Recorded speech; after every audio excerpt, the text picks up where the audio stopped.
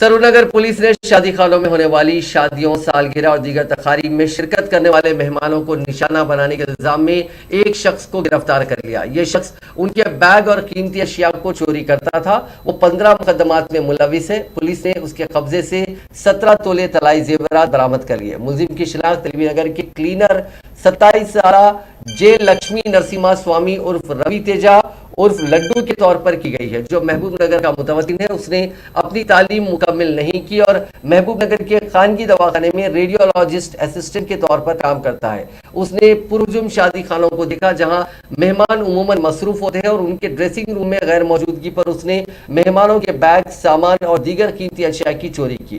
حال ہی میں فروری کے پہلے ہفتے میں اس نے چمپا پیٹ کے ایک شادی خانے میں ہوئی شادی کے مہمانوں کی قیمتی اشیاء کی چوری کی تھی۔ ایک شکایت کی بنیاد پر پولیس نے اس کے خلاف کیس درج کر لیا اور اس مقام کے سرویلنس کیمروں کے فوٹیج کی مدد سے اس کو گرفتار کر لیا۔